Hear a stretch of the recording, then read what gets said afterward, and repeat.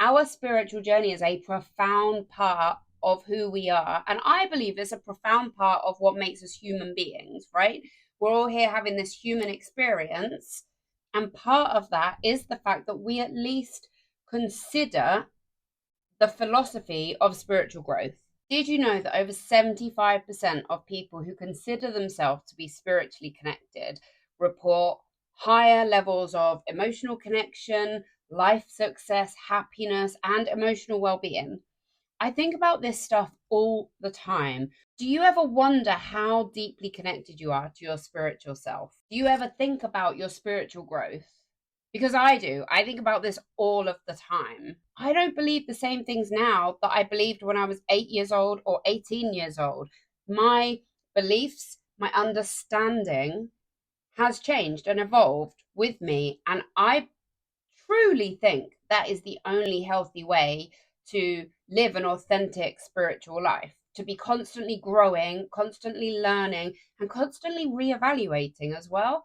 It's actually incredible how tuning in our mental health and our spiritual health and dialing this stuff in can make us feel happier and more successful in life. And in this day and age, in 2024, when the world is a bit crazy and sometimes quite hard to navigate, why not take what you can get, right?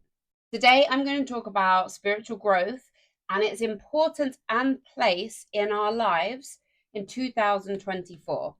I don't believe spirituality is about being evangelical. I do not believe that any spiritual growth involves bringing other people in.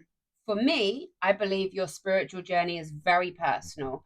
It's between you and whatever you believe in. On this path, we face so many blocks. Some blocks we put there ourselves, like distraction and fear. And self doubt is a massive roadblock to spiritual growth. And let's face it, we are all full of self doubt. At some points in our lives, we all have to counteract self doubt or let it run our lives. And no one wants to do that, right?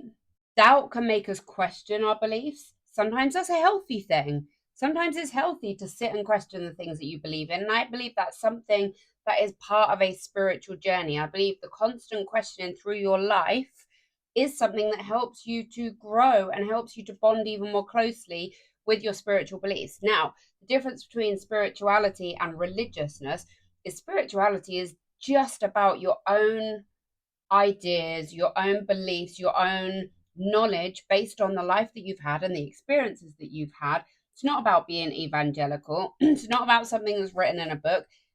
That can help, that can be supplementary, but that's not the driving force. If we have a spiritual practice, whatever that is, distraction can pull us away from that.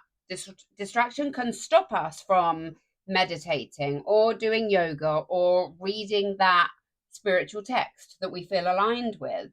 And fear can properly hold us back. Fear of judgment of other people and their opinions, fear of the unknown, fear that we might be wrong, but that's okay. On this spiritual path, it is okay to be wrong. It's okay to adapt and grow and change what you believe. Meditation is a super powerful tool to help you center yourself, to help you with your mindset, to help you to focus and concentrate.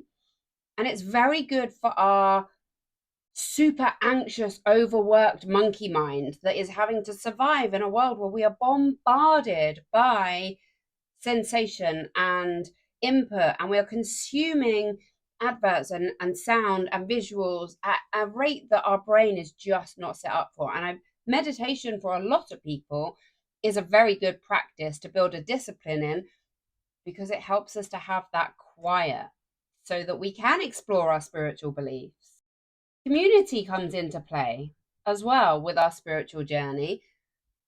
There are different ways of experiencing this spiritual journey. And through my life, I personally have had lots of different examples of that. I've had some periods of my life where I've been surrounded by a spiritual community that have held space for me, had the same beliefs and ideas as me. And that is a very powerful thing as a human being.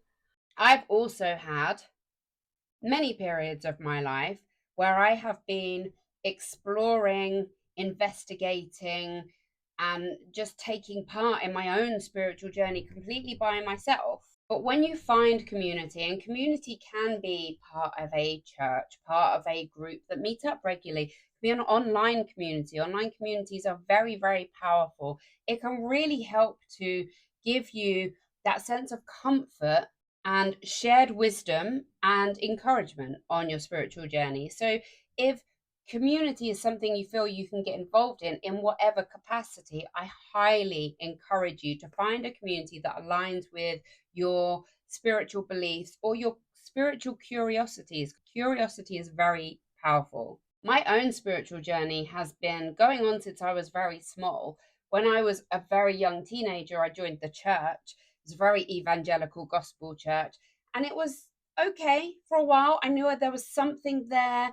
I enjoyed the way people were taught morally. I enjoyed the way community came together. But then when it came down to it, for me personally, when I started asking the more difficult questions, there just wasn't the substance and the structure underneath that to support it. After that, I learned how to open my chakras. My best friend showed me how to open my chakras, and it changed my life. Literally changed the game. The whole trajectory of my life, of who I am, changed completely. I didn't see that coming, and it was incredible. And from then, I started to learn about energy and how energy works for me and manifestation. And I had a period of time where I was super into druidry and pagan and white witchcraft. And really, actually, what it comes down to is I have a deep connection with nature. I have a deep affinity for treating other people well and having great communication with other people. But also, it's very intuitive for me. It's very much about experiences that I have had, experiences that validate what I believe. And at the end of the day, your spiritual journey is your own. There is no one correct path, and anyone who tells you that there is misguided, and that then becomes evangelical, which for me is not a spiritual trait. If you can overcome the blocks that you have to exploring your spiritual journey, I truly believe that you will find a happier version of yourself, a more solid version of yourself. And it also brings up stuff within us. We start to do shadow work, something I'll make another video on. But shadow work is when you look at the parts of yourself that are perhaps not your favorite parts of yourself. And it's really important work. But when you have a spiritual structure to your life that supports you to look at that stuff, and let's be honest, anyone who's doing that work, where they're looking at the parts of their character, their personality that doesn't really align with who they want to be, is doing great work. So if you can have something that supports that, because that's hard work, that's warrior work, when you go within and you start actually working on your stuff to be a better person, to grow and evolve, that's absolutely warrior work. So if you can have a spiritual belief structure that supports you in that, that can only be a beautiful thing. I'd love to hear your thoughts, your experiences, your beliefs, all welcome here. I'm super interested in all beliefs. I love talking to people who are passionate about the things that they believe in.